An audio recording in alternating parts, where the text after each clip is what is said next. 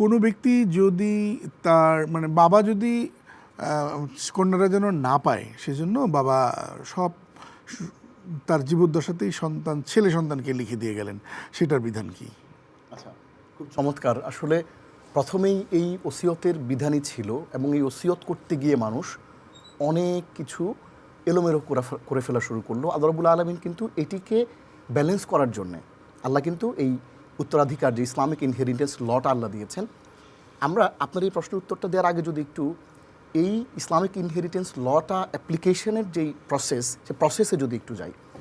প্রথমত হচ্ছে একটা মানুষ মারা যাওয়ার পরে তার যে দাফন কাফনের যে খরচ সবার আগে এটা দেওয়া হবে প্রথমত।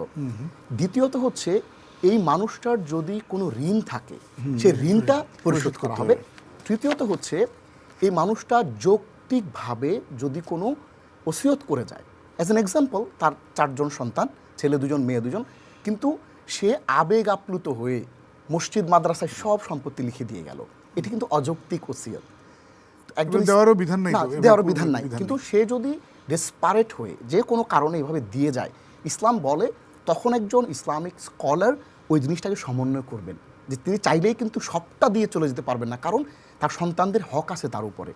তো তখন তিনি যৌক্তিকভাবে যে ওসিয়তটা করবেন, যেমন ধরো যে আমার অমুক আত্মীয় সে গরিব, তার মেয়েটা বিয়ে দেওয়ার জন্য 20,000 টাকা দিও, আমার অমুক ছেলেটা একটু দুর্বল, তার ঘরটা এখনো হয় নাই, তার ঘরটা একটু ওই অংশটা একটু ওয়াশরুমটা করে দিও, এরকম ছোট ছোট যে ওসিয়তগুলো আছে সেগুলো পালন করা হবে। একটা শব্দ আমরা শুনে থাকি যে আমি তোমাকে তেজ্যপুত্র করে দেব, সম্পদ থেকে বঞ্চিত করবো, এই বিধানের ব্যাপারে ইসলাম কি বলে? আমি ছোট্ট করে আগের পয়েন্টটা একটু শেষ করি।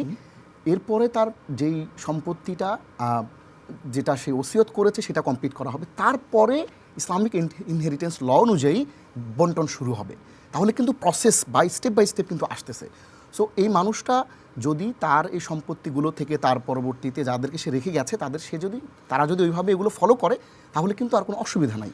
আপনি যে প্রশ্নটা করেছেন যে প্রশ্নের উত্তর শুনবো একটা বিরতি দিয়ে।